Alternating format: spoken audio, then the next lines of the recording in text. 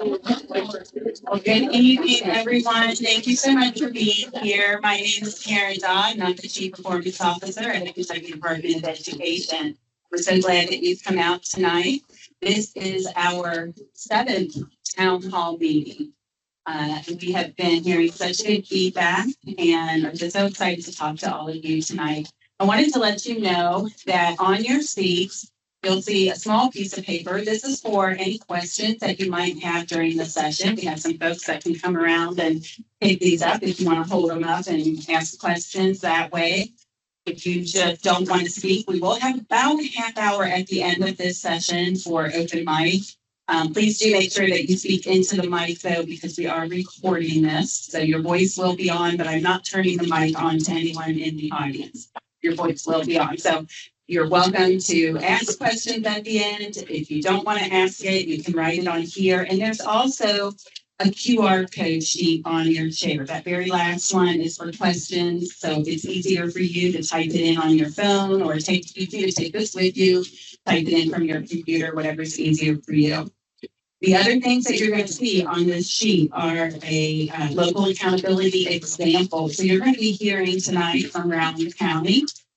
They're going to tell you what they've been doing when it comes to local accountability. But if you want to see more examples, click on that first QR code and you'll see plenty of things out there that are happening around Kentucky.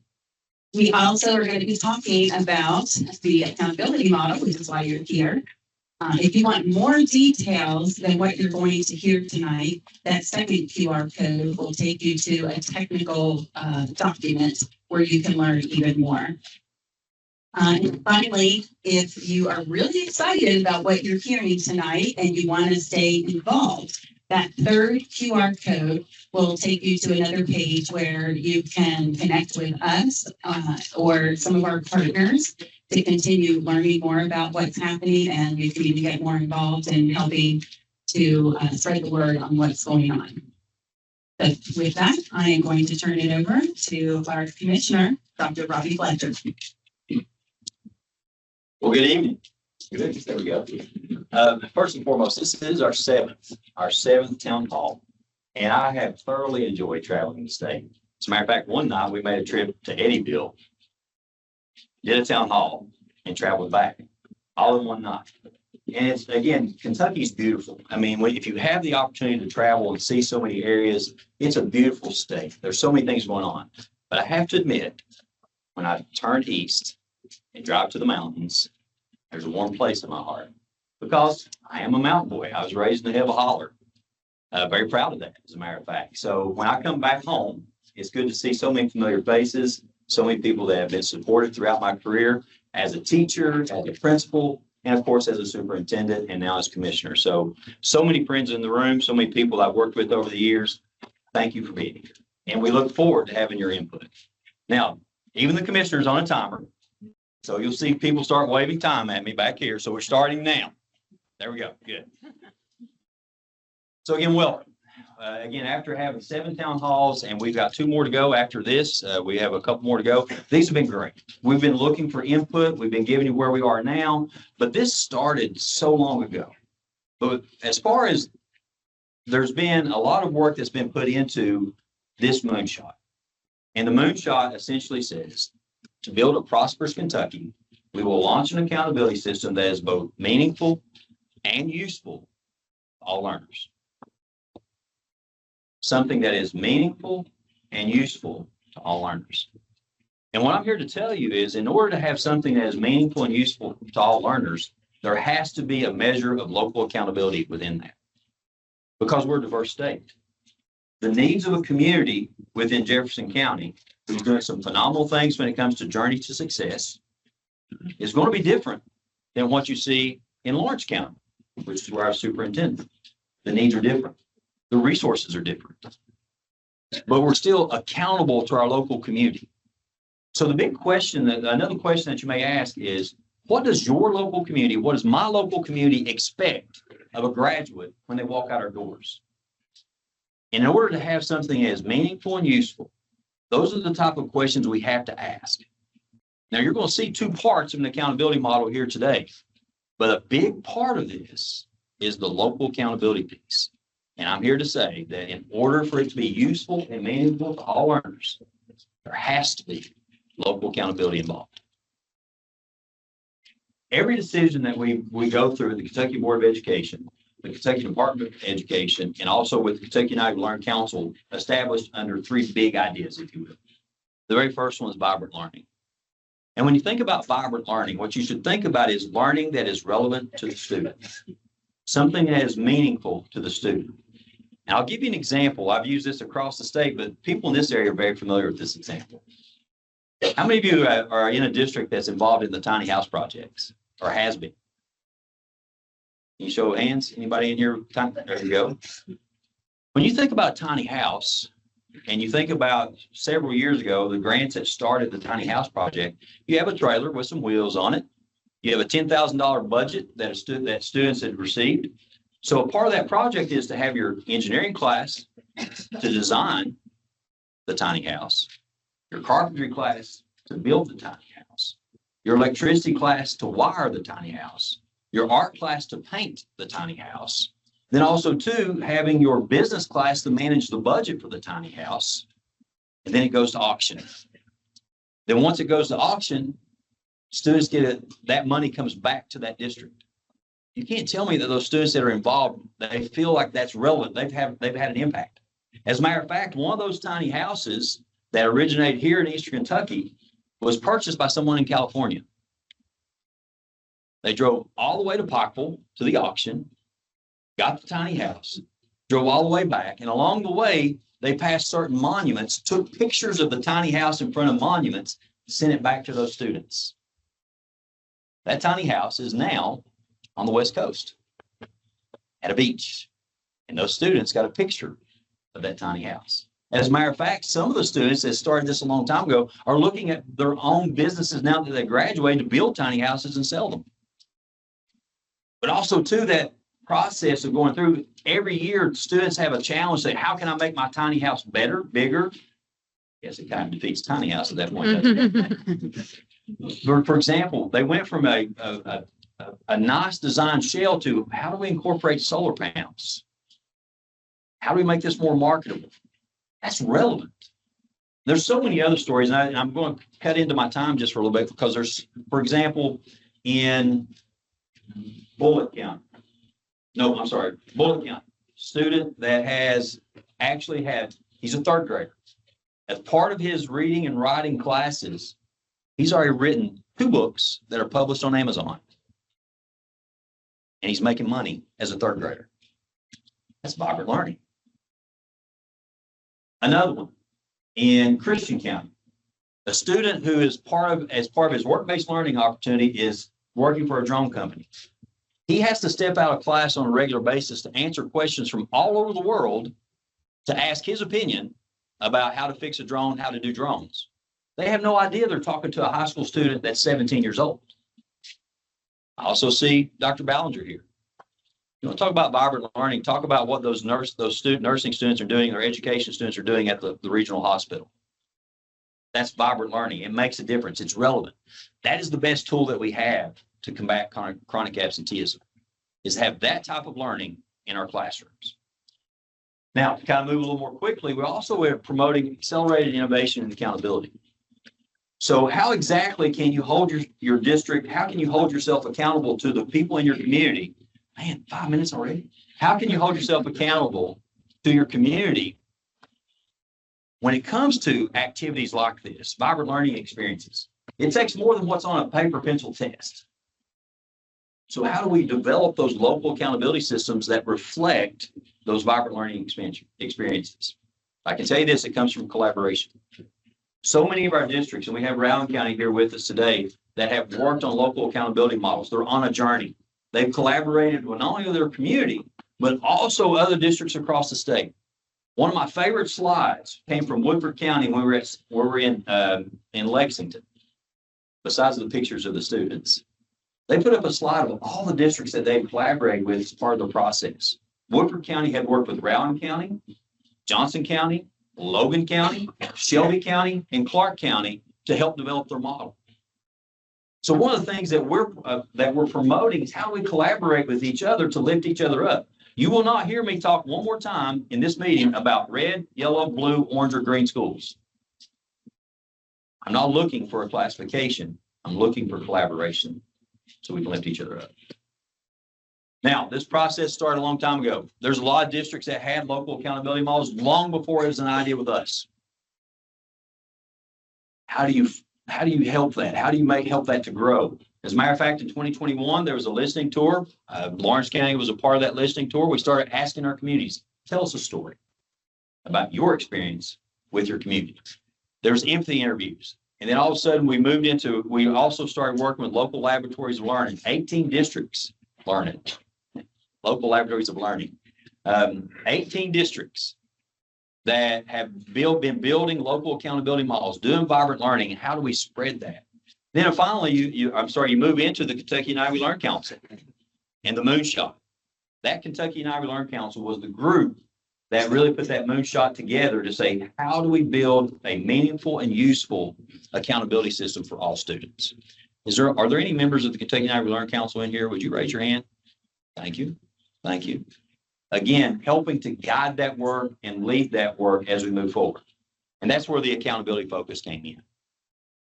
At this point, we've been on a lot of listening tours. We've had all kinds of surveys. We've had 4 prototypes, and basically we're given a journey that we can be on with accountability, getting to the point of where we've had 2 model frameworks.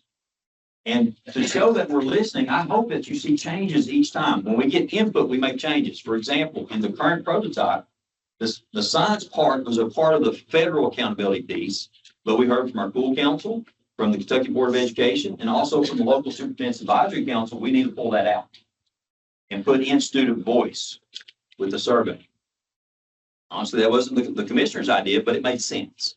So we're listening. We made those changes. 2025, we're doing town halls. We want to hear your input.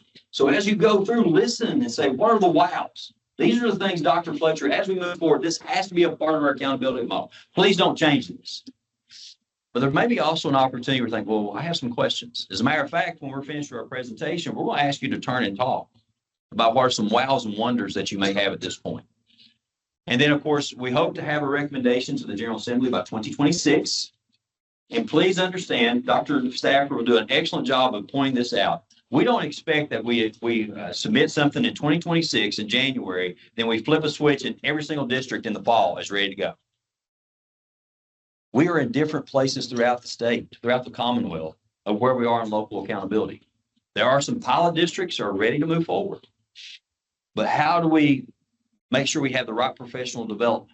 How do we collaborate with each other to move into an expansion phase to help other districts along? How do we make sure we build those networks to build these type of local accountability models? The onboarding may take 2-3 years to have all districts on board, even after it's passed at the state level. So don't think that we expect you to flip a switch and be ready to go. As a matter of fact, those of you who have worked in local accountability, I'll use Woodford County as an example. They started working 2 years ago. They don't feel like their local accountability model will be fully implemented until 28. So again, we're not trying to rush this. We want this to be a genuine process. The other thing that you're going to see as a part of this accountability model, there's 2 parts. There's the federal state part, and there's requirements. The good Lord knows what it's going to be tomorrow. So we're not going to talk about executive orders and the U.S. Department of Education closing, because we really feel like this is a good model where we are, regardless of what happens on this level. But as of today, as of 5/13, on February 4th, there are certain federal requirements we have to fill. And we feel like we should fill. It's very important to have math and reading, because we want to be able to help those districts that are struggling. We don't see CSI, TSI, ATSI as a scarlet letter. We see it as an opportunity to work with those districts to help build processes for those districts. I was in 2 schools that was PLA. That label hurts.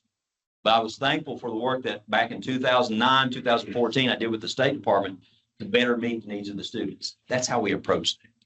But there has to be a uniform process for identifying those schools. That fulfills the federal piece.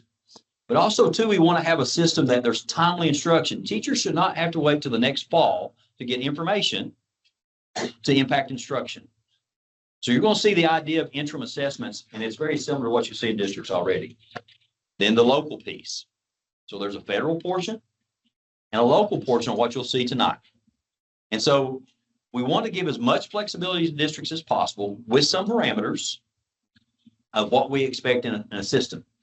But also, we expect you to work with your local communities to develop these. I promise you, I cannot give you an accountability system that's going to work for every single student in this Commonwealth because I don't live in every single area. You know your students better than I do. So you should be able to develop an accountability system that is meaningful to your students. And of course, we want you to collaborate as much as possible. I mentioned that several times. So the agenda for tonight. You've got the welcome and introduction from the commissioner. And then we're going to take some people from KDE that's going to talk to you about what exactly is vibrant learning. And Crystal over here is going to be our person to work with you to talk to you about what exactly does vibrant learning look like. I've given you some examples, but let's get a better definition. The second part, we have Rowan County that's here. That's going to be giving you their journey in a local accountability. And I think you'll see some things that is very exciting. And I promise you, every single time I hear a district present, I kick myself because why didn't I think of that as a superintendent? Brilliant. You'll see some great opportunities there. Then again, we'll close with those wows and wonders. We will ask you to turn and talk to each other. What are some things like, wow, this is great, but I still have this question. And then we'll close with that question and answer session. So that being said, I think I only went about 2 minutes over. We'll turn it over to Crystal.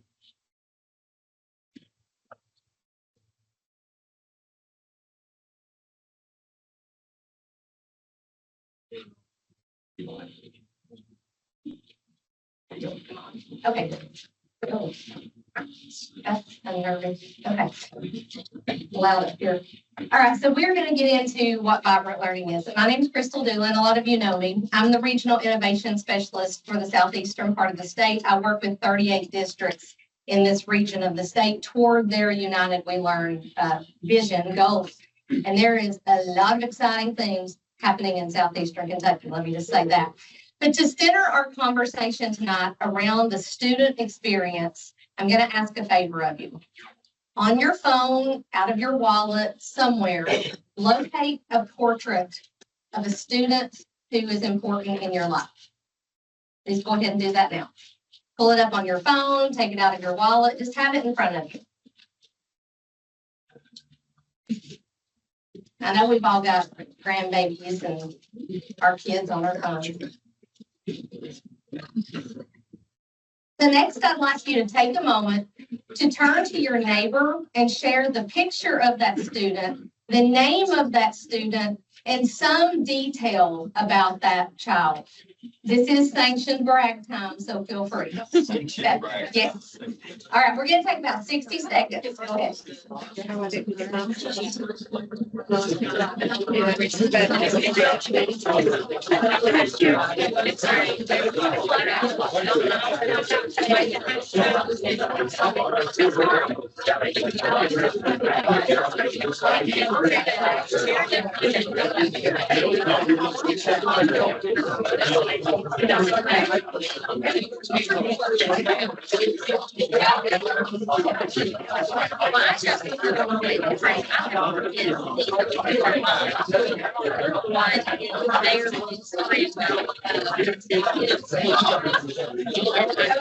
going to come back together in 5, 4, 3, 2, 1.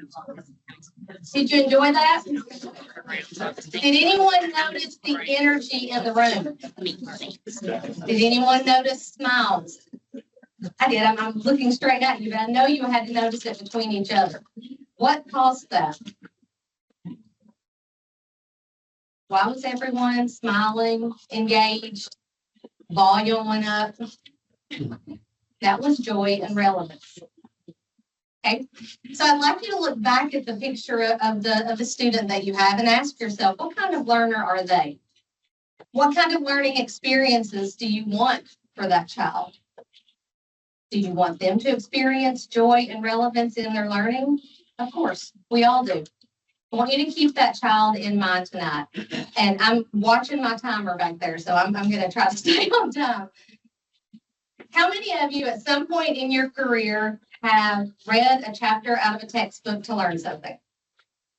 Yeah, we all have, right? Yeah, so we can relate to a group of students who might read a chapter out of a textbook to learn about something like pollinators. Then after they read that textbook, they might get a worksheet where they need to answer some questions about the dangers that those pollinators face, maybe some reasons that they're important to other plants and animals.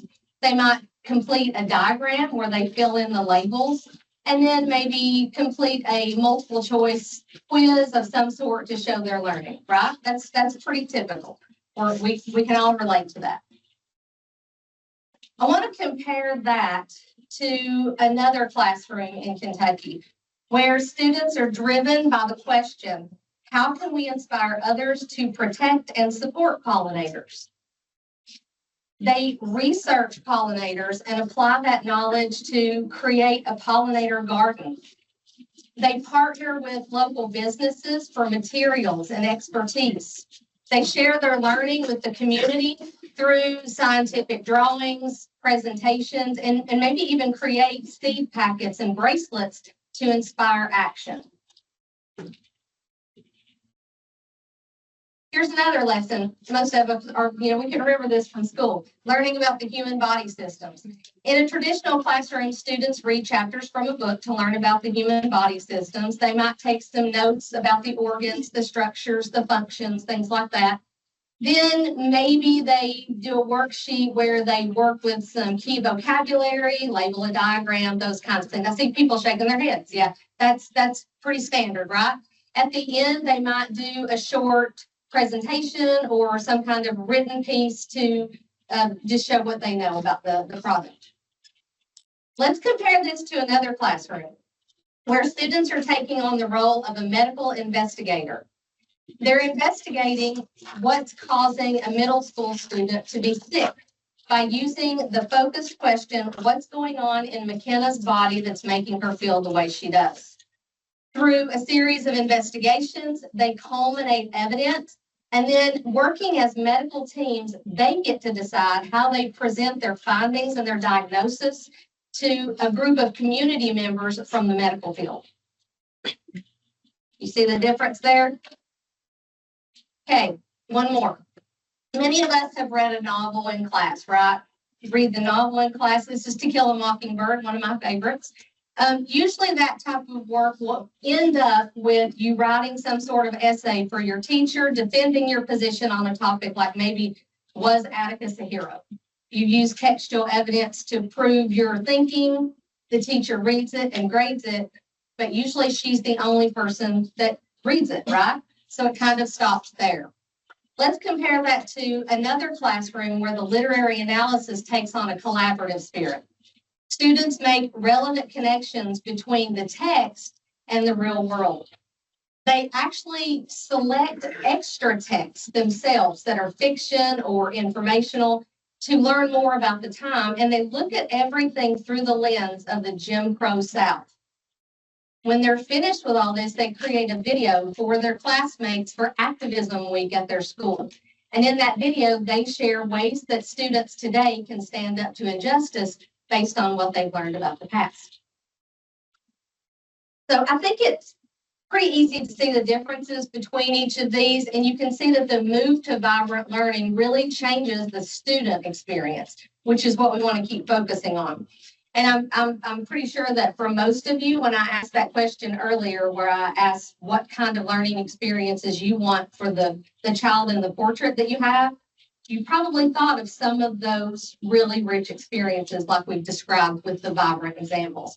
This is our definition of vibrant learning. I'm sure many of you have seen it before, but in case you haven't, in a nutshell, it's learning that matters to students. It's relevant, authentic, and joyful learning opportunities that honor students' cultural wealth, gifts, and interests, and allows them to demonstrate their learning through personalized products. Continuing on with our focus on the student experience, I want to share this quote with you from a student in Spencer County. This reflection is after she has completed a project-based learning experience in her math classroom, where they were able to create their own dream home. So I'm going to give you a moment just to read that from whatever screen is closest to you. I don't want to read it to you. You can see what she says.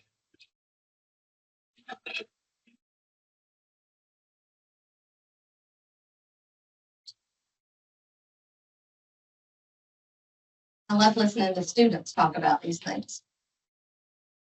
So while Kentucky districts are transforming the student experience through vibrant learning, they're also preparing students for a successful post-K-12 life. And with that in mind, the Kentucky Board of Education adopted the Kentucky Portrait of a Learner, which is a collection of knowledge, skills, and dispositions that we want students to know and be able to exhibit upon graduation. Portrait of a Learner recognizes not only academic knowledge, but also skills and traits that students have developed through their K-12 career. And while the Kentucky Board of Education adopted this as a statewide portrait, what you'll find is that districts across the state are choosing to create these for themselves. Currently, over 140 of the 171 districts either have a portrait already or are in the process of developing that portrait. And that's not mandated. They're doing it because they want to. It's a choice. And I think what really is resounding is when you start looking at all of the school logos on there, that's not nearly all of them at all. There are so many districts across the state in this work. And what's really exciting is that a lot of them are moving forward with performance assessment systems, where they're able to assess whether or not students are meeting those competencies that they laid out in their Portrait of a Learner through exhibitions of learning and other authentic experiences. So remember, the goal is, or the moonshot is, to launch an accountability system that's meaningful and useful to all learners, right? The best way to do that, as Dr. Fletcher said, is to allow the local district to work with their community so that they're able to find out what's meaningful to the people that they serve. And they can create that portrait in a way that works back and forth, and the support system is amazing. We're going to take a look tonight at Rowan County in just a few moments. They're going to share their local accountability system that they're building. But I want to stop for just a minute and kind of define what local accountability is. This is a quote from Brian Chrisman, superintendent at Fleming County Schools, excuse me. I'll give you a moment to read that.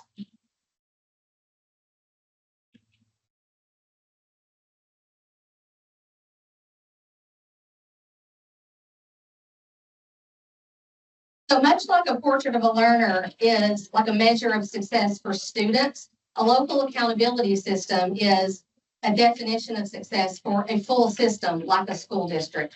And it's based upon the partnership that we've mentioned between the school district and the community. All stakeholders provide input, and the valued components that are determined for that Portrait of a Learner or whatever part of the local accountability system they're in is reported out regularly to the public. So there's a reciprocal thing going on there. We are super fortunate tonight to have Rowan County with us to share their local accountability process that they're in the middle of. But I want to share with you really quickly first. If you scan this QR code in the upper corner, you can find other examples of local accountability models happening across the state. And I want to end with saying, Kentucky districts are definitely in the midst of a movement. There's a lot of work happening across the state. It's impressive to watch districts and communities working together to build these systems. So I'm excited for y'all to get to hear from Rowan County. All right.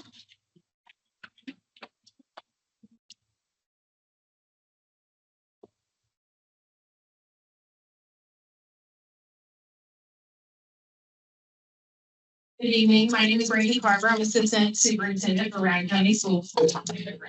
My name is Pam Rowland. I'm the District Digital Learning Coach for Rowan County Schools. So just a little bit about Rowan County. We are in Eastern Kentucky. We have about 3,400 students, and in our district, there's 4 elementary schools, middle school, high school, alternative school, and a preschool center. We have very strong ties with Florida State University. We have a community and technical college, Maysville Community Technical College around campus, that we have community partners with, also Regional Hospital UK St. Clair.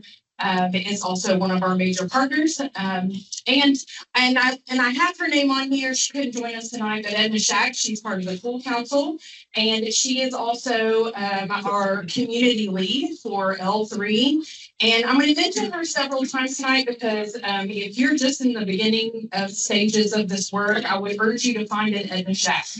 Find someone in your community who has strong ties to the community and is able to build those partnerships, but able to bring the community along in the journey that you're getting ready to take. So honestly, what brought us to local accountability was really our work with, we are in one of those 18 districts that is a L3 district. So we joined in the third cohort. And we have a strong partner with UK Next Gen. We've been working with them since 2018. And so those two things together really led us to engage our community and ask the important question of, what are you looking for in graduates? What kind of skills and dispositions do you see that you want our students to be able to exhibit when they graduate from us? So like I said, in 22-23, we began to work with that with those L3 meetings, and we asked those tough questions. We sat down, I think we had about 80 community members, and we're talking everyone from community partners to business leaders to hospital, university, parents, families. We brought in students too, and we brought them all to the table and said, you know, what are you looking for in a graduate? And what kinds of things are you seeing that our students are not, that are struggling with when they leave us? And so that led to some real open, honest conversations about ways that we are serving our kids the best and ways that we needed to improve. And so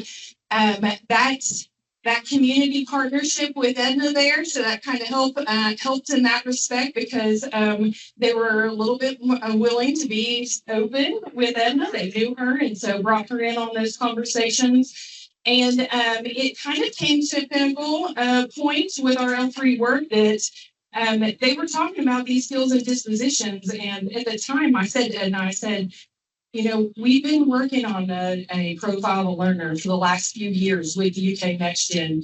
Do you think that our L3 team might want to see that work? Because those two things had kind of, we were waiting to see if they kind of collided, and they did. And so, so we had a profile, a draft profile that we started building in 2018. We sent a group of teachers and administrators to UK Next Gen and worked with them, and we literally built it one competency at a time. So we took the crock-pot method here. We went kind of low and slow, and we sent teachers and said, hey, what are you looking for? When we say effective communicator, what does that mean to you? And so one piece at a time, we built it. And when our community laid eyes on it, they said, this is exactly what we're talking about. These are the things that we want to see from students when they graduate. And so they did give us some feedback, which we are always welcome for. And so we did we already have, doesn't seem like we should have a 2.0, but we do already have a 2.0 that we have began this semester really rolling out with our teachers and families. And so that community feedback really helped to solidify what we were looking for and what they were looking for. So a lot of people ask us, what does this really look like? What does a local accountability system look like? And we really started with a strategic plan. With the L3, we continued our work with UK Next Gen, and they helped us to develop a 3-year strategic plan. That is, those pieces in the plan are a part of our CSIP and our CDIP. And so every school has a part of their improvement plan is around the profile of the learner and those competencies. So with UK Next Gen, we've also developed performance outcomes and indicators. And we have rubrics. And so when we roll our defenses out this spring, we have a whole new set of rubrics that we're using with them, and also community partners giving feedback during those defenses at 5th, 8th, and 12th grade. We're even, some of the feedback that we got, we're even modifying our calendar. Right now, we're doing our defenses all over this is the 3rd year we've done defenses, and we're doing them over the month of April.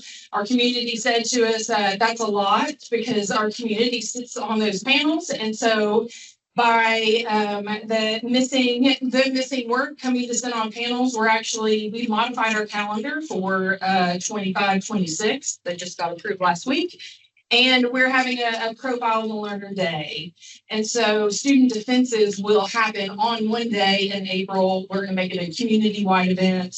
But we thought it was really important to value the time of our community members that are willing to sit on these panels with us. So what we found is that when we surveyed our community was that the things that matter to them, not necessarily just a test score, but they wanted our students to have those durable skills when they graduate from Round County schools. So part of our vision is that each student, grades 3 through 8, all have a Google site where they house artifacts of their learning that they can use for their defenses of learning at 5, 8, and 12. And so that's been a process for us for sure. So we have looked at, I encourage you, if you haven't participated in a student defense of learning, it really is their website captures how they're living out those competencies in their classrooms. So they're talking about the experiences that are meaningful and matter to them. And so it's pretty powerful to sit in on student defenses and listen to kids talk about how impactful those experiences, those vibrant learning experiences have been for them. So one major thing that we have found in the last 5 years since starting this is that in order for us to ensure that those vibrant learning experiences were being offered to students, we really had to make connections with teachers. But what we found is that we were throwing all these words at them. We were saying deeper learning, vibrant learning experiences, and project-based learning, and MTSS and HQIRs, and they're like, whoa, you're asking us to do a lot of different things. And so we really, as an administration, had to step back and say, wait a minute, we're really, that's not the ask. We're not asking you to do a lot of different things. We're asking you to let's connect all of these things instead of, we're not asking you to do more. We're just asking maybe to level up and let's make some of these experiences more vibrant and authentic to students. And so we actually in our district did a vision day. We worked with Shelby County who did this as well. And we had a middle and high school vision day and elementary vision day where we really sat down and we talked about the profile. And then every single, the couple days after that, we had a mini conference and all of the sessions in there were connected somehow to profile the learner, those learning experiences. And so making sure that everyone was on the same page with what we were looking at in the district. So part of my role in the district as a digital learning coach has been to bring that to life in our classrooms. And so that has taken on different forms from project-based learning this year with our HQIR. So we have EL education, we have illustrative math and Open SciEd. And so we've drawn a lot of inspiration from other districts in the state, JCPS for one that uses EL education to kind of intentionally plan those vibrant learning experiences that connect to our HQIRs. And it has been so powerful to see in our district how that's starting to become the norm in our district, that teachers are automatically seeking out community members. They're seeking out real world, authentic learning for our kids to participate in. And it has made such an impact in our district. And I know I've said it several times, but community engagement was a big turning point for us. We realized through those L3 meetings that our community wanted to be involved, they just didn't have an entry point. And so we started creating those entry points. We invited them into our classrooms. We said, hey, can you come and serve on a panel and give feedback to students? Inviting them in, gave them an entry point and allowed them to be a part of those vibrant learning experiences. But then what our students see, what people in our community do and what kind of access and opportunities that they could have. This is my favorite. So now you get to see it in action. So more than just a profile of a learner, the poster on the wall, that we want to see it in action. So you can see a lot of examples in Round County. And I mean, we could talk about this for days. But you can see, like, for example, our 11th graders in chemistry class all completed passion projects and invited in our community. And we had our entire gymnasium at the high school was filled to the brim with people wanting to hear about our juniors' passions. And so that was really exciting because that makes a great connection with your community, because you parents, community members see that you care about the things that matter to kids. And so junior passion projects.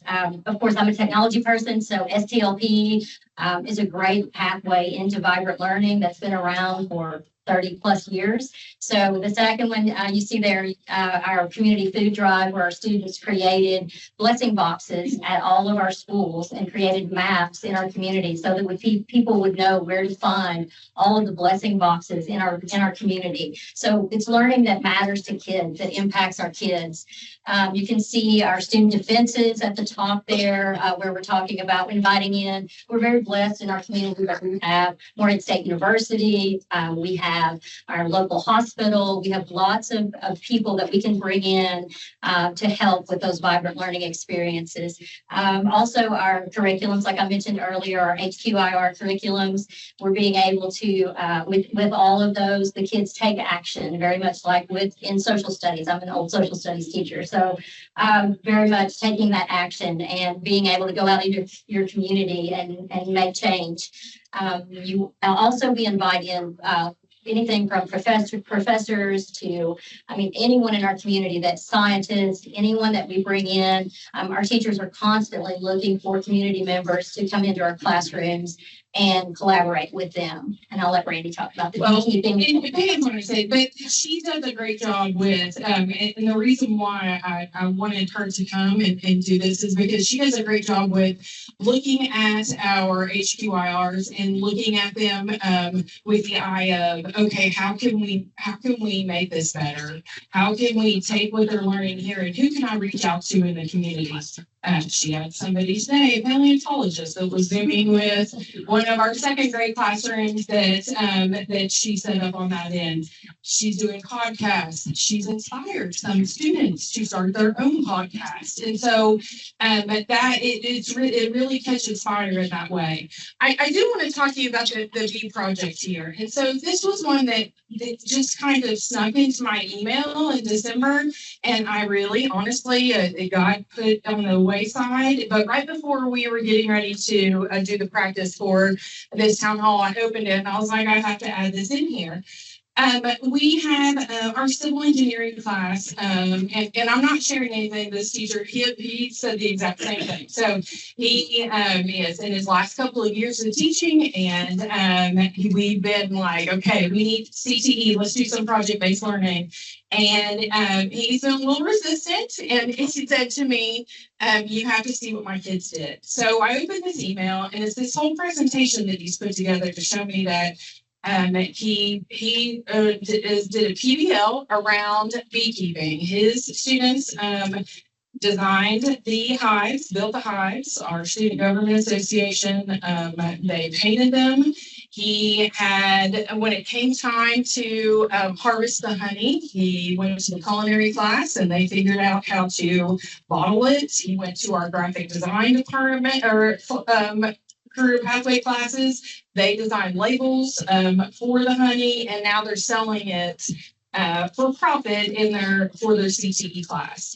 And when he responded to me and he sent to me, he said, I've never had students this engaged in a project in all of my 30-something plus years of teaching. He said, if I would have known that this would be the thing that would get them engaged, I would have done this 30 years ago.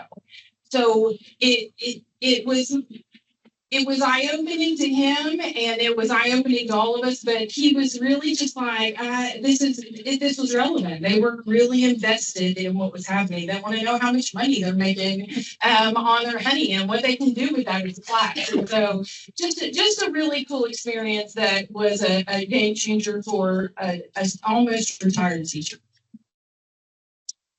Some of our next steps, like we said, we are in the middle of this. We are by no means are we finished. Our development right now is around checkpoints. We do not want this to be a heavy lift for 5th, 8th, and 12th grade teachers. And we don't want this to be something that just 5th, 8th, and 12th grade teachers, because that's where the defenses are. That's the only time you're seeing those vibrant learning experiences. So we're in the midst of creating, what does that look like in those K through 4 years, and 6, 7, and 9, 10, and 11? How often are we offering experiences to our students, and what does that look like?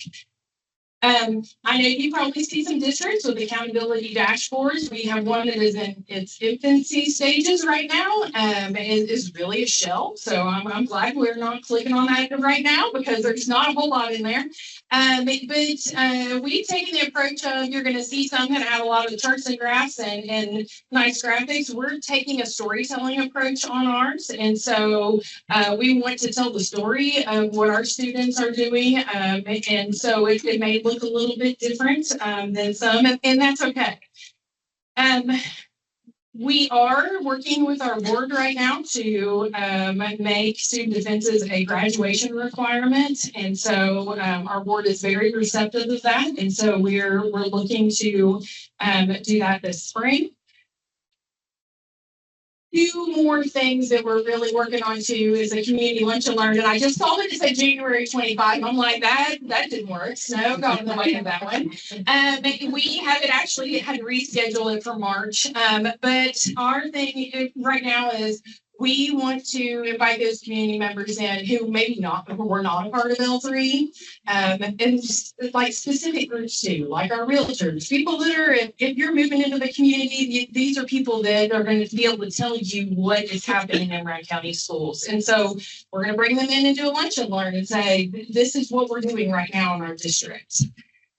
We also do teacher exhibitions of learning, because we feel like it's really important that if we're asking students to do exhibitions, teachers are doing that too. And so this is our second year. We have our growth plans are attached to these exhibitions of learning, in that we are going to celebrate what growth you've made this year. And so we've asked teachers to bring something that they're proud of, that they have to showcase how they've grown. And we're having a school-wide event around that, where they're sharing with each others. I like that. I tell them, I'm like, it's like science fair style. Like you're bringing your stuff in, and you're going to talk about the good things that are happening in your classroom. So lots of good things happening around county, and thank you for allowing us to share today.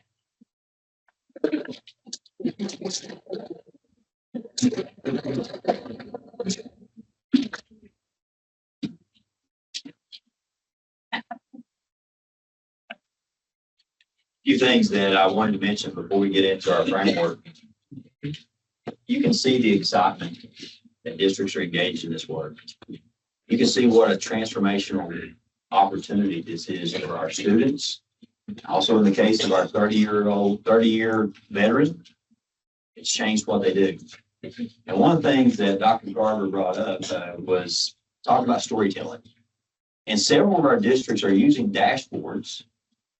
When I say our districts, I'm talking about the Commonwealth. We have so many are using dashboards to give data that the community wants to hear about, but they're also having people to literally tell stories and videos of how this changed their experience. So that's a big part of local accountability is how do you tell your story? How do you let your kids tell their story? Again, we're not going to run away from math and reading scores. Those are foundational. We have to have a good foundation in mathematics and reading. There's been a huge investment in math and reading and numeracy and literacy from our state legislature. We owe them a return on investment. We're not running away from that. But still yet, I think everybody in this room can agree that our students are more than just a test score. And it's up to us to tell that story. The other thing too, I wanted to mention, you heard defenses of learning. In so many of our districts across the Commonwealth, not even districts that are not part of the L3 process, are doing defenses of learning where students are sitting in front of members of the community, business leaders, walking out with job offers. That's relevant. That's a game changer. I'm going to go do a defense of learning in front of a group, maybe from the hospital, and I'm about to finish maybe my CNA. I've done my interview, I've done my defense, and maybe I walk out with a possible job offer. I'm working with the community. It's amazing. We have other defenses of learning. I've tried to jot some of these down as we went through. For example, we have growing populations of ELL students. We're even beginning to see some of that even here in the mountains. But when you go to like Warren County, where they speak over 130 languages in their schools, 140 languages in Jefferson County, approaching 150 different languages. What does that look like? How do you assess that? We're having defenses of learnings where students are giving those defenses in their native language to people that speak their native language and giving them feedback. It's amazing. And probably our best story about defenses of learning, in my opinion, is we look at maybe our students that are in that FMD category. Well, parents are coming in, and I think this was Shelby County. Thank you. In Shelby County, they had a defensive learning where these students had brought their parents in with them, or their parents came along and said, we're going to make ice cream today. We're going to finish up this ice cream with our parents, and we're going to eat ice cream after it's over. But we're going to make that part of our defensive learning. That's different. The test score doesn't really matter to an FMD parent. What matters is they had that interaction with that student. More than anything else, that's accountability. And you're accountable to a parent where you're saying, this is how we show that your students learning in our classrooms. And we want to share that with you. And then the last thing I'll say is, and before I turn over to Dr. Stafford, who'll talk more about the actual accountability model, is Greenup County, Tracy Moracy is the superintendent here. She just shared in a presentation. I haven't talked about this a lot, but I've shared this 2 or 3 times, and the number escapes me.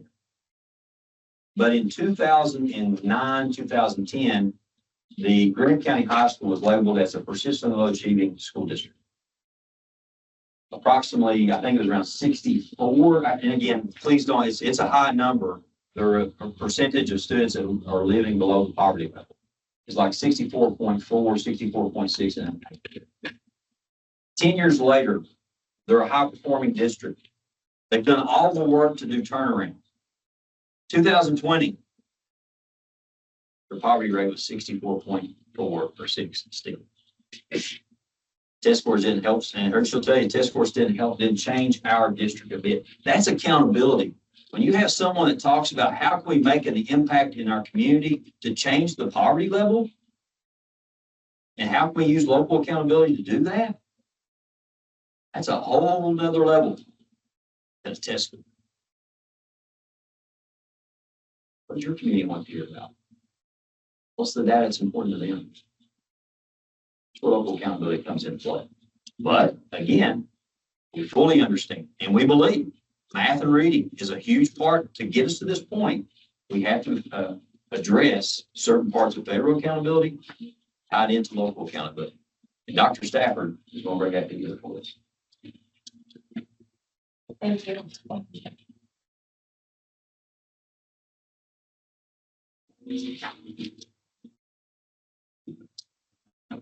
Good evening.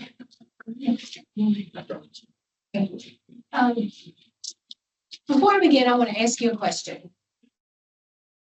What will the world look like in 50 years? What will it look like in 50 years from now? Any ideas? Can you begin to describe it? I'm getting smiles. I'm seeing smiles, chuckles. Can you begin to describe what it looks like in 50? I'll make it easier for you. How about 4 years from now? Is that any easier to describe what it's going to look like in 4 years? Maybe we can even say next week or tomorrow what it could look like. We have no idea. But yet, that's the world that we are preparing our students for. A world that we can't even describe. Remember the loved one that you brought out on your phone. How old will he or she be at that point in 50 years?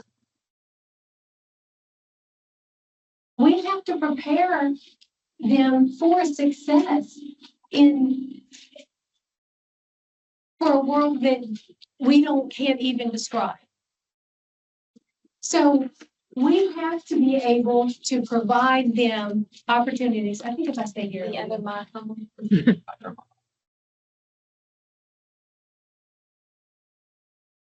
It's off. So we have to provide them the skills. I am talking about those durable skills that need to be transferred, that are transformed and transferred from one learning to the next. We've got to be able, our students have to be able to be critical thinkers. They have to be able to collaborate. They have to be engaged citizens and prepared for a world that they don't know. If we can't describe it, bless their hearts, because they can't either. So those skills that we are talking about and providing them opportunities that they can develop those skills, that they can struggle a little bit, to use their creativity, to be able to solve problems in an unknown world. Tonight, we're talking about systems. Systems that will impact the opportunities and the education as a whole. We're talking about assessment systems and accountability systems. Those are two different things. They're related, but they are two different systems. When we talk about assessments, think about the tests that the students take, the survey that they take. So think about reading tests, math tests, social studies, assessments, writing on demand, editing mechanics. And that's the assessments. When we talk about accountability are those indicators of school performance and that reflect the students within that school. So think about indicators such as the graduation rate, transition ready, English learner progress, how well our students are attaining English language. So two different things. We're using those systems to encourage these vibrant learning experiences that we just heard about from Brown County. Providing students the ability to engage in these different opportunities and opening the door and giving pathways to providing those different experiences. Providing them different ways and various ways to demonstrate the skills and knowledge that they know, and encouraging those students to think, learn together, and to collaborate.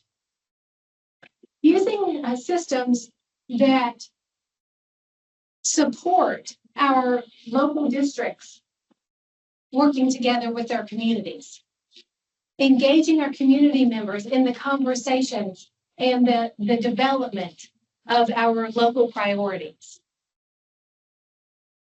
We heard Brady say that our local district or our local communities, they want to support the schools, but they just don't know how. And Rowan County was able to provide those entryways into their schools, opening the doors, providing those opportunities for our community members to come in and support our schools.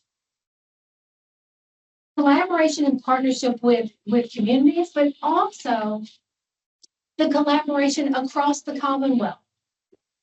We have districts that are doing marvelous things, good things, quality instruction.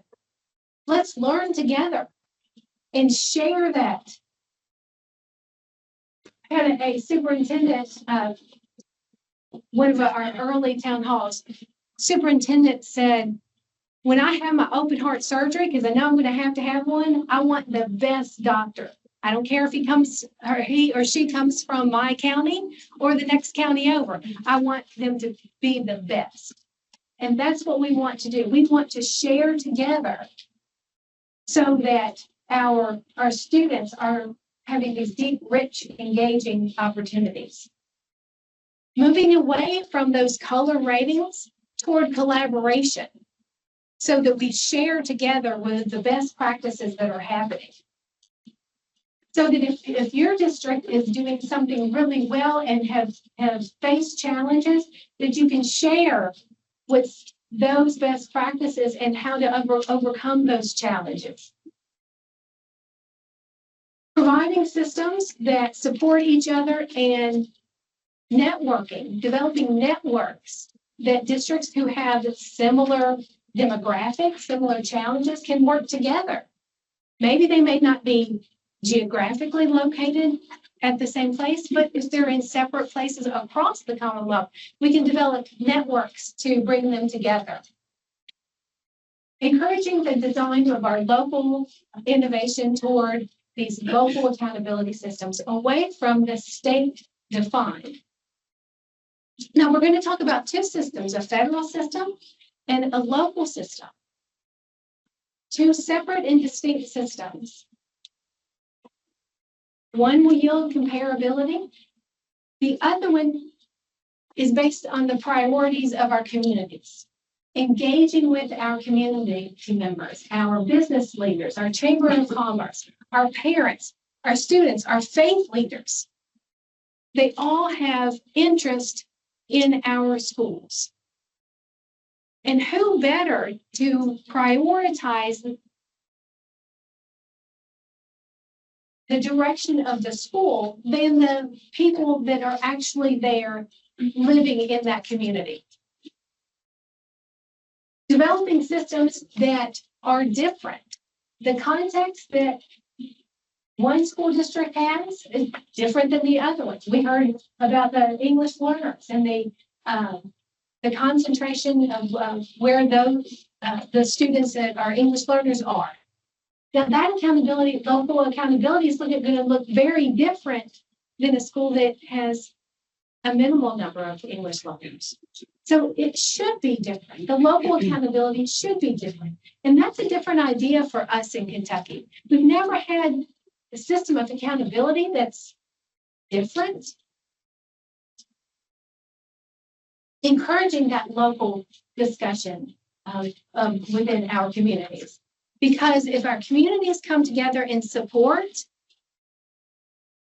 similar to what we've seen in Rockcastle County, the community wins, the students win, the educators win, the community wins.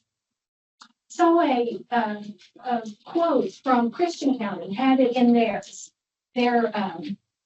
presentation on local accountability. And I'll get it wrong, but the context or the idea is the measure of the community is the acts of its citizens. Bringing our communities together, providing them the voice to develop those priorities for our schools, developing those systems in those systems. Also, developing systems of peer support and bringing in an external evaluator to look at those systems. So bringing in districts together to provide each other feedback. I was able to sit in on a discussion between several districts that have their own local accountability system, and they were providing each other feedback, critical feedback. I'll say, one of the districts was Fleming County. Fleming County was the one that was presenting their local accountability system. Another district said, that's way too complicated. Your community members aren't going to get it. It's way too much. He went back. He's got another version. I think he's up to version 4.0 with the local accountability system there. So it's a journey. It's a journey to develop this. I think that you said you were on 2.0. So it's a journey to get to our local accountability systems. And they're bringing in external evaluators that can help look for exemplars so that we can lift up the good practices that are happening and share those statewide. So now, looking at two distinct systems. So when we get to version 3.0, so this is version 2.0, it has 3 pieces. When we get to version 3.0, it's going to have 2 pieces. So the statewide or the federal measures, this blue here, the navy blue, let's think of that as one piece. And then these 2 is the local accountability. So the next time we've heard feedback, when we're listening, that this is, it should be 2 pieces, not 3.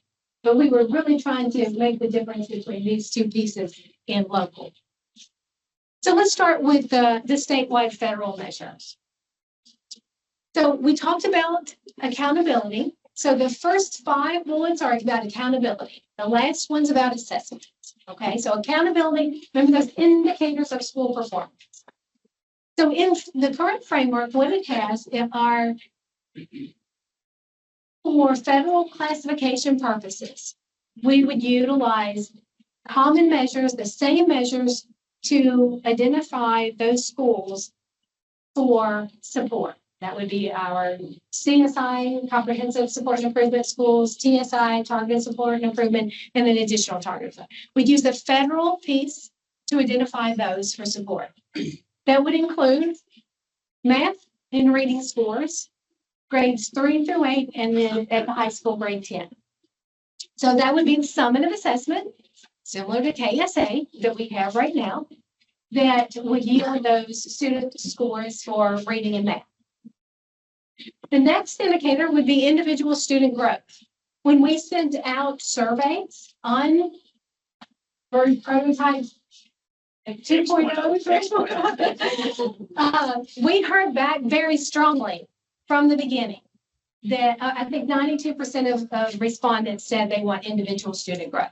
So the individual student growth would be reading and math for elementary schools and middle schools, because they're the ones that take reading and math grades 3 through 8. So the reason for the echo, I turned my mic on is I think everyone can agree that the change part of accountability right now is so complicated. So in order to fill one of the federal buckets, one of the federal requirements, that 92% of our folks says we want to move away from student change, and we want to go to individual student growth. Where did you get the child and where did you take them? So we're listening. I think you're right. I think it was prototype 2.0, I think. But once that was completed, that's been a part of our message. We've heard that feedback. It's about student growth. It's about the individual students. It's not about comparing this year's 3rd, 4th, 5th graders to last year's 3rd, 4th, 5th graders. It's about where did you get the child and where did you take them? So that's part of one of the federal buckets, if you will, that we're filling. The other thing that I'll add that to this is this makes a big change in what it looks like for ELL population. With student change, you have ELL population students are put fully into your ELL population is included into your accountability model fully in the 2nd year under a change model. If you go to student growth, the first year the ELL student takes the test. The 2nd year, their growth is a part of the accountability. Then in the 3rd year, they're completely in the status and growth combined. So this builds a longer pathway to get the ELL population into the student model. But you know what? That was never brought up in our early discussions. It was about, you know what? It's more about the individual student and where did you get them? Where did you take them? So that's why we moved into this part where the 92% was we want to move away from change. and go directly into student growth. Thank you. And there's some consideration of legislation for this legislative session to go ahead and make that change. That is in discussion at this point. So the next piece is the transition readiness.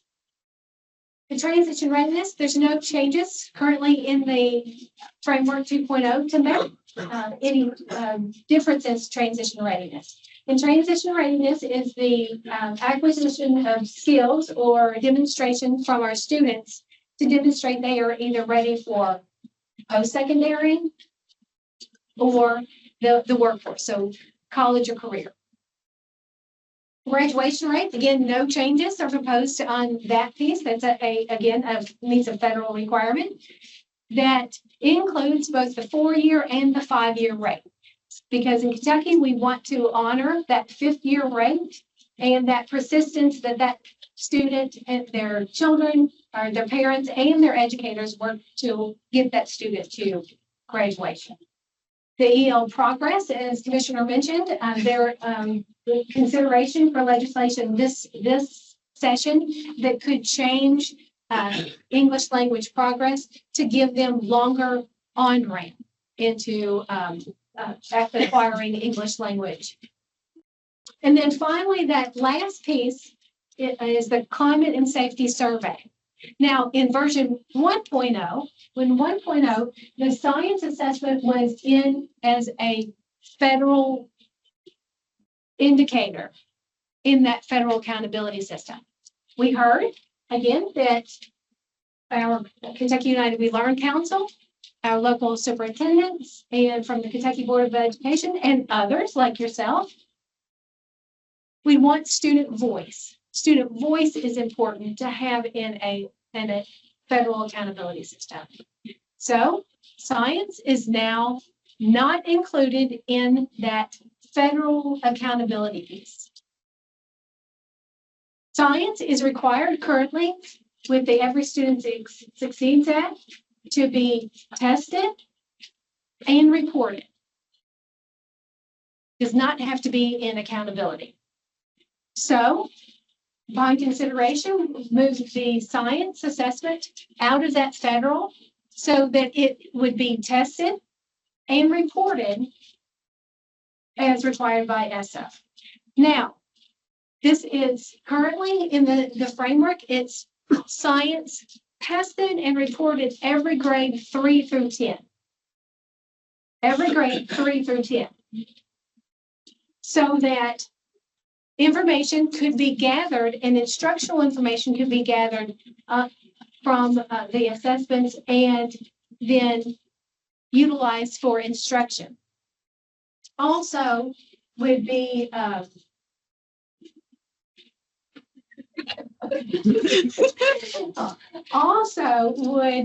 choice to include science in that local accountability measure. So we're going to give it. That's a requirement. We have to give the science assessment assessed and reported.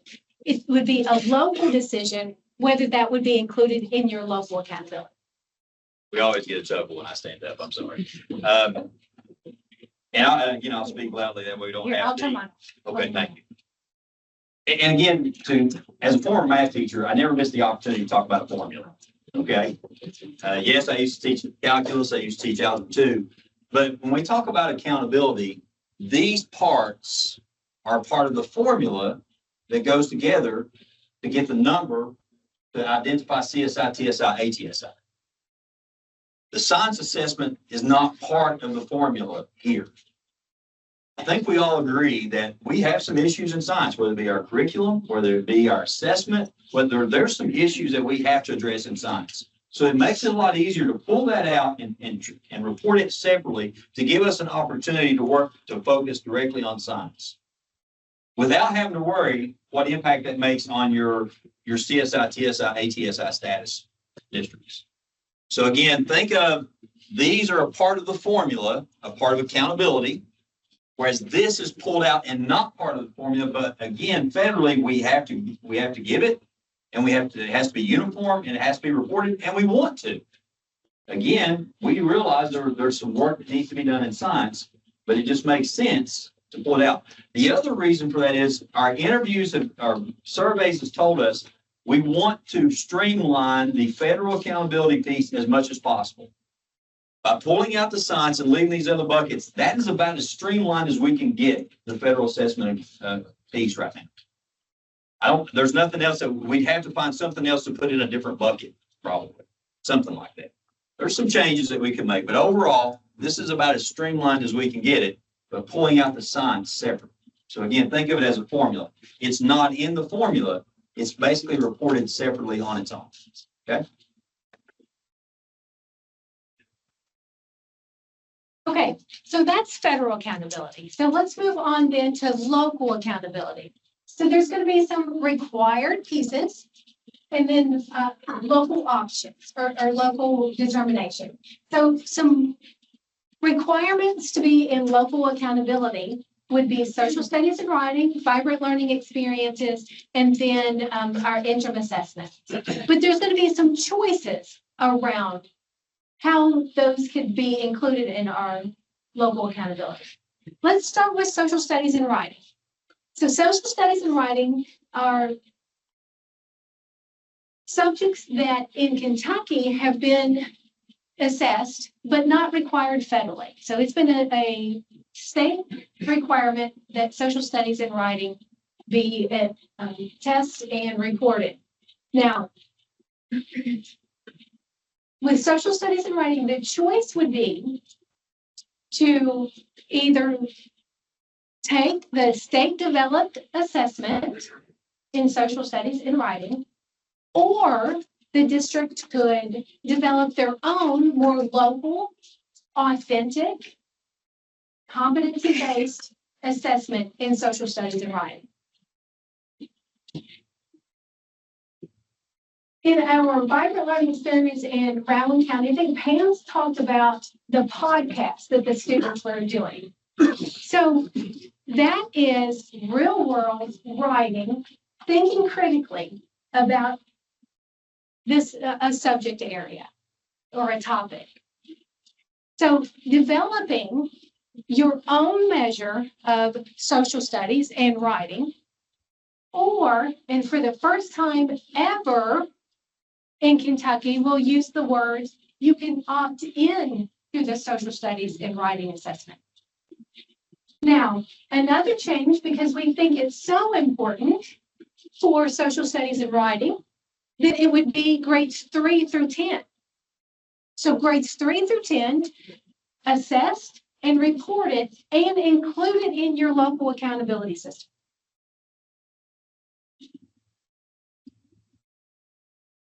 Vibrant learning experience is also a requirement to be in your local accountability system.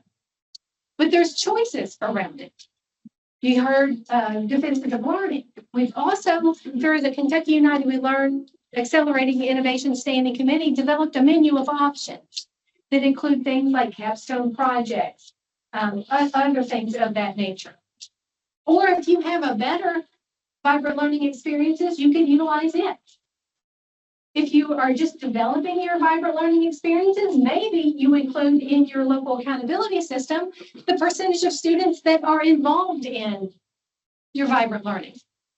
Or if you've got one that's more developed, maybe it's the quality of the student performance that you decide to include in their local accountability system.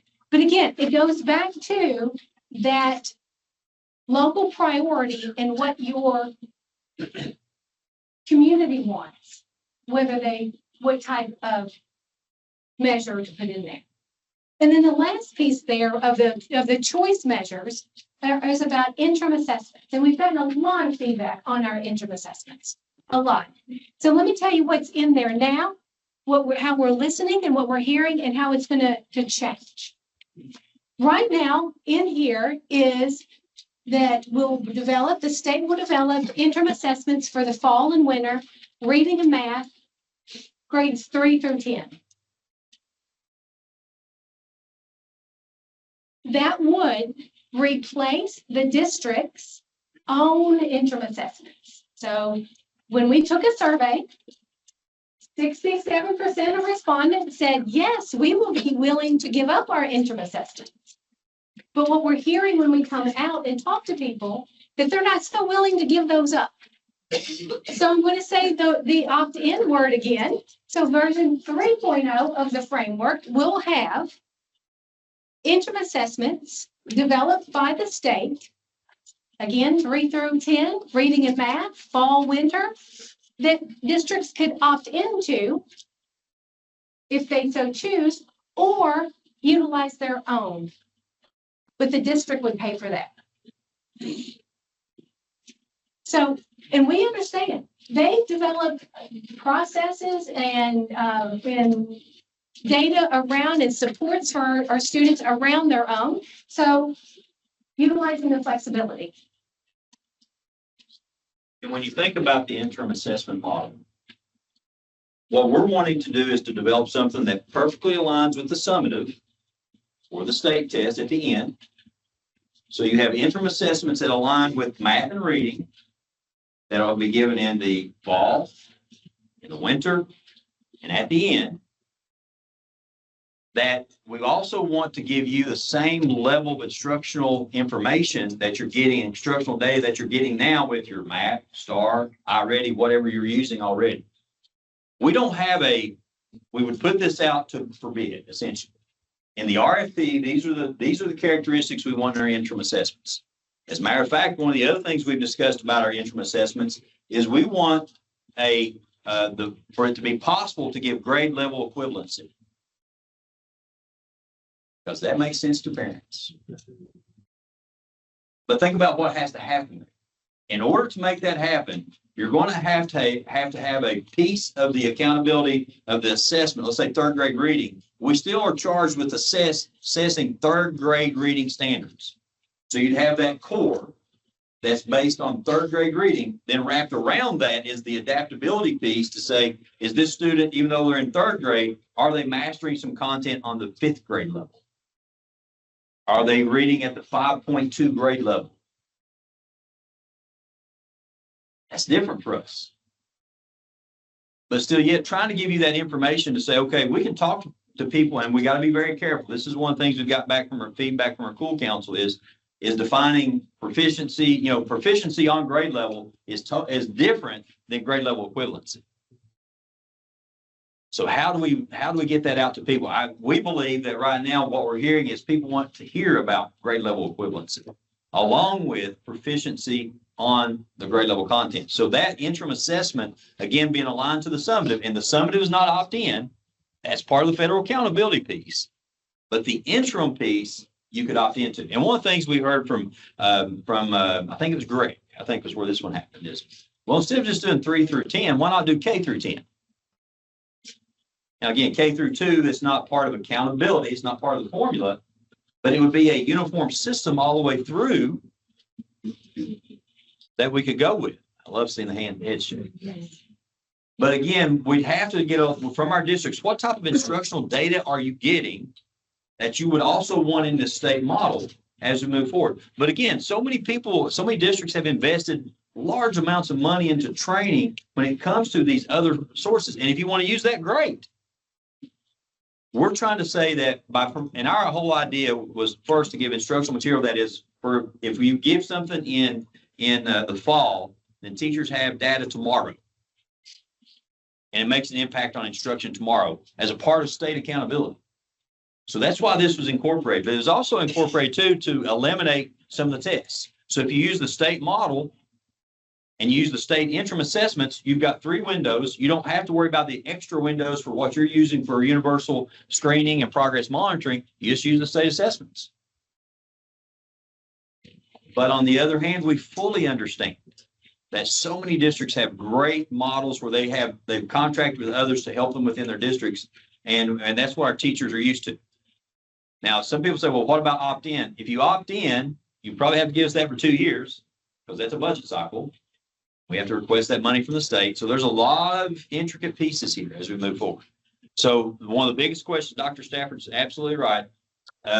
When we first did 2.0, it was, we're putting this in, you're going to be taking the interim assessments. because 67 point X%, it was close to 68% of the people surveyed said we would go to the state model. But when we went out to town halls and also to our co-op directors meetings, and I think, Kay, you remember this in Southeast, South Central, that a lot of superintendents said, you know what, we've invested a lot of time into iReady or math, and we believe in it, and it's been great for us. We would like to keep that. Well, 3.0 would have that opt-in version on the interim assessments. So, So then the last piece here would, of the local accountability system would be for our local priorities. So engaging in communication and collaboration with your members of your community to develop the priorities and providing that flexibility and customization for our local districts to provide their own story. I love the fact that Rowan County is going to tell stories, and that's a decision that they've made. Other districts are deciding differently. So it's a local accountability that's customizable to what meets the needs of your own individual district. The assurances that it would include engaging the communities within that discussion, and that's a powerful piece. We've heard over and over from districts how powerful it is to bring in community members in this, getting the support in there. And lastly, the goal for this cycle is to have legislation for consideration for the 2026 legislative session. So a year from now, considering these changes. So we need legislative changes to make this happen. So the goal would be then to provide that, that legislation for consideration, and then moving into pilot phase. That schools that are already doing this work together with districts who are in different places within their journey, so that they work together, they implement it together, and they help each other develop those local communities and that local accountability for their community. Starting out with pilot districts who want to engage and are ready to engage in this, then moving it on to more districts, expanding it, and then eventually spreading it statewide. So we can't just say, okay, in 2026, as we said earlier, we can't just say 2026, okay, everybody's doing this, because it's a journey. And it's one that takes years to implement and time to do it. But we can get it right. And so the last thing I'll just note for you before I turn it back over to the commissioner is that you are interested in education. You are interested or you would not be here. So I just encourage you to continue with that interest, continue to support your local districts, bringing forward your voices in this local accountability development.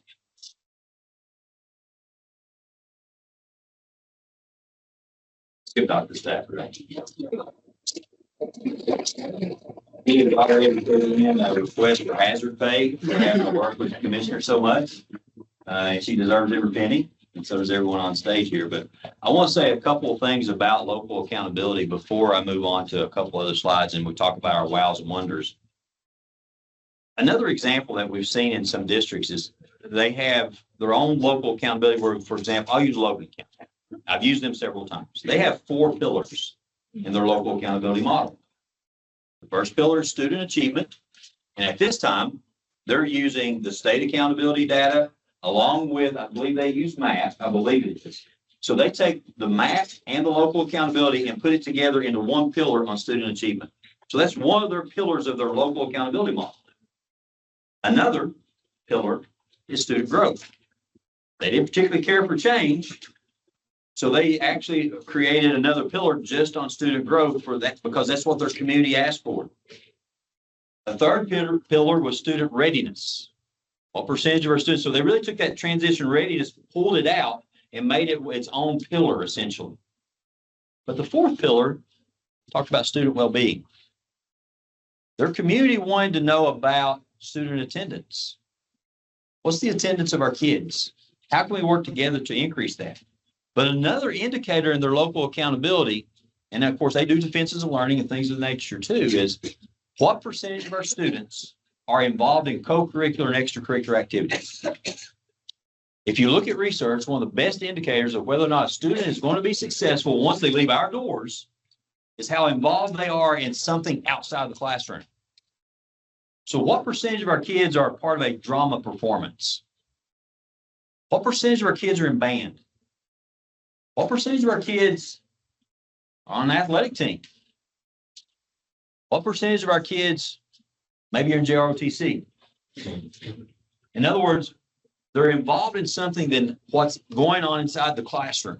They use that as a measure of accountability. That's because their community asked for that, and they report that. And then they build growth plans on how to improve that. Now, the last thing I'll say about local accountability before I go on and talk a little bit about the moonshot itself and our journey. At no time did you hear me talk about a formula that gives local accountability a number and federal accountability number and how those two mesh. We have them as two separate entities. We're not going to do an overall, as of right now. Legislation we'll talk to legislators about this too, but I don't want local accountability to have any part of a measure to rank anyone. And I'll tell you why. There'll be so much pressure on districts and their teachers to achieve the local accountability at 100% because that way they're not CSI, TSI, ATSI. We want districts to develop something that's authentic, that shows growth. And how do you improve based on what your community wants? Because if you give me a local accountability model that gives you a 100% score across the board, it's not worth the paper it's written on, nor is it worth the website it's published to. Because this is really about growth. This is about how we're serving the needs of our community. And to me, I don't think we need to have that intermingling with federal accountability.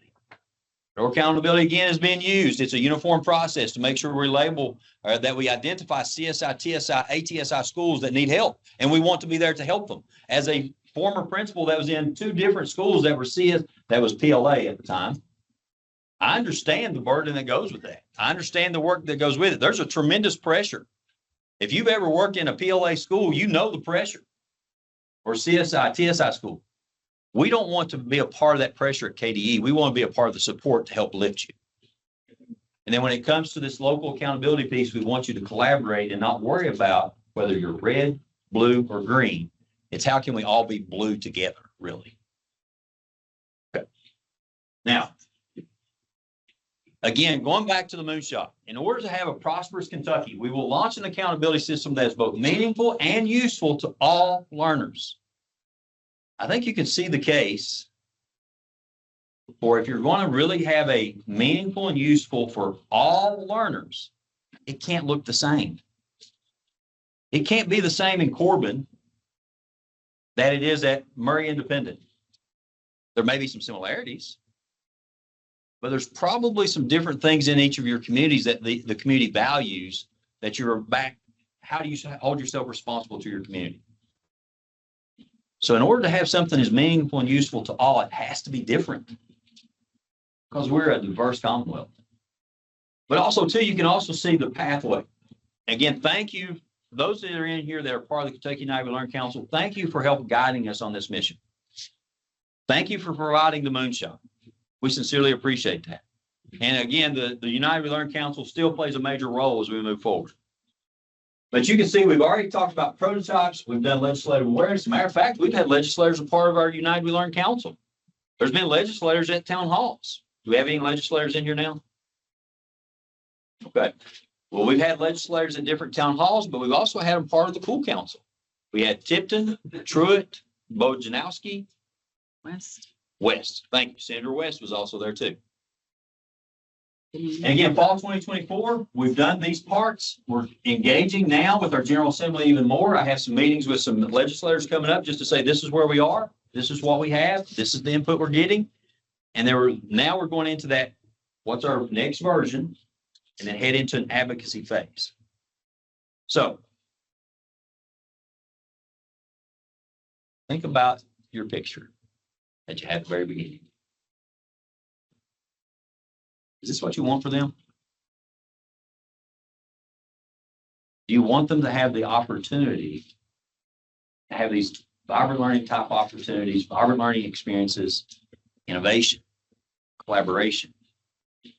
Do you want your student, even though that they may be in Whitley County, to be able to collaborate and share their learning with maybe Paducah Tillman? So we can lift each other up.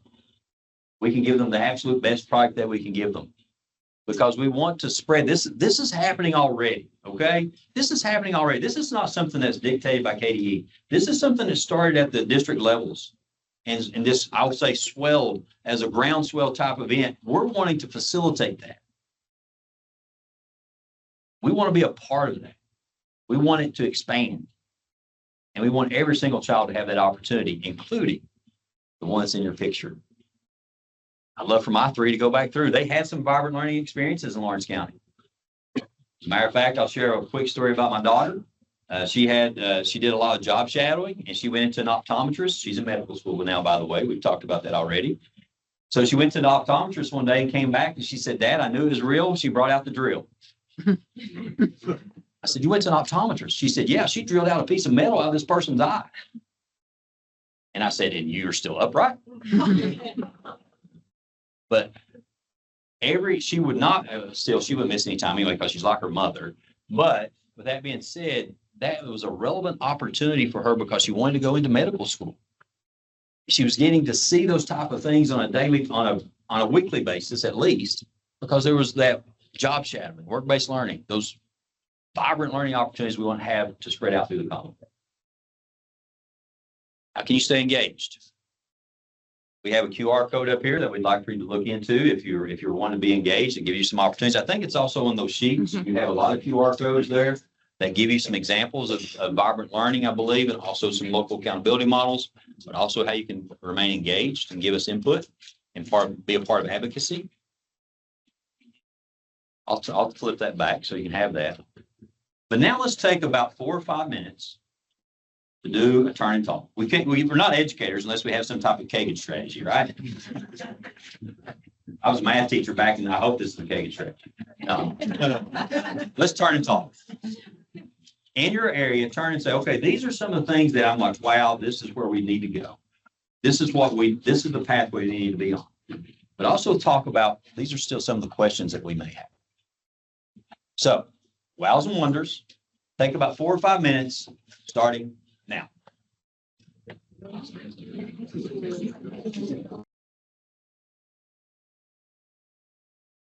There's no big. They kept going all the way to 2. So I appreciate that. All right, we won't go all the way to 5, 4, 3, 2, 1. But that has always been very effective as a former teacher to utilize that. So what we want to hear from you now is what's your wows? What are some things that as you walk out of here, you feel inspired, you feel like, okay, this is a great direction for us. But also, too, what are some things that maybe you still have questions about? So we have some microphones. Do we have any comments, questions? Wows or wonders? I just wanted to say a quick wow to the honey making that's going on over in Brown County. And here's the thing is, this is a business. You learn about the biology or you learn about the science behind it, then all of a sudden it becomes a business. And all of a sudden it's vibrant. Yes. And it's beautiful. So thank you for that. And again, there's so many examples. Matter of fact, one of the things that Dr. Carver told me, she said, you know what? In our defenses of learning, we've had students walk out with job offers. Wow. That's impressive. That's impressive. Others.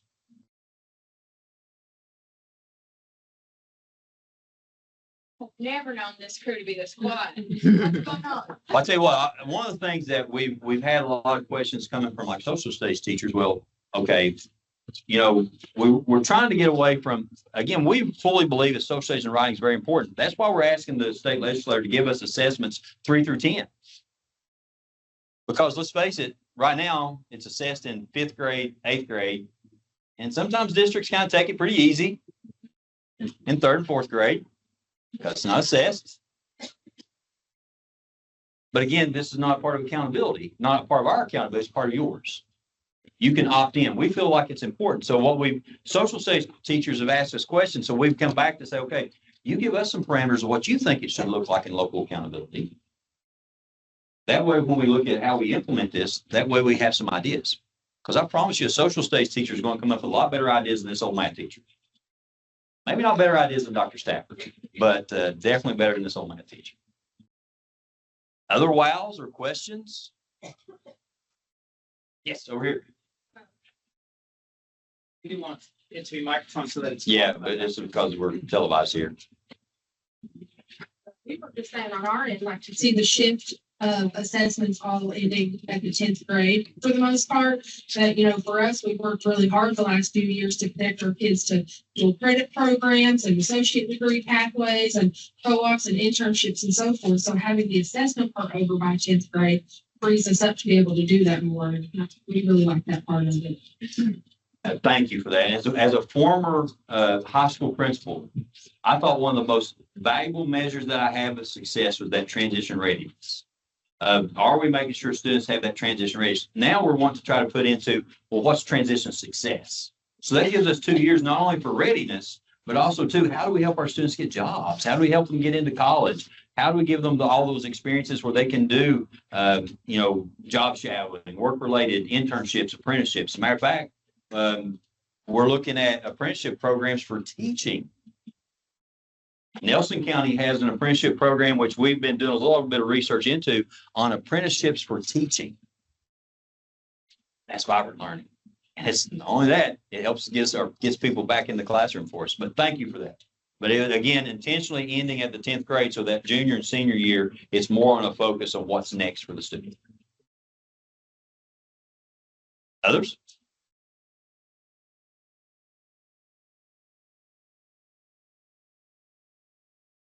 AP calculus, I can wait a long time.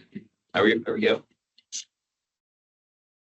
Writing is, right now it's on-demand writing in 8th grade, and we have ERQ 6, 7. So if we go with writing, will writing be an interim assessment for 6th, 7th, and 8th grade? Will it be on-demand oriented, or will it be, more writing for ERQ? It's up to you in your local accountability model. Right now, we do have in legislation that requires for us to do giving the proper term. On-demand writing, where we have that. So what we're giving is writing assessments 3 through 10 that you could opt into, or you come up with your own system for assessing writing. So you have an option. Dr. Stafford, anything you want to add to that? Fine, okay. She's here to clean up my mess. She does it all the time, I promise. And she does a beautiful job of it.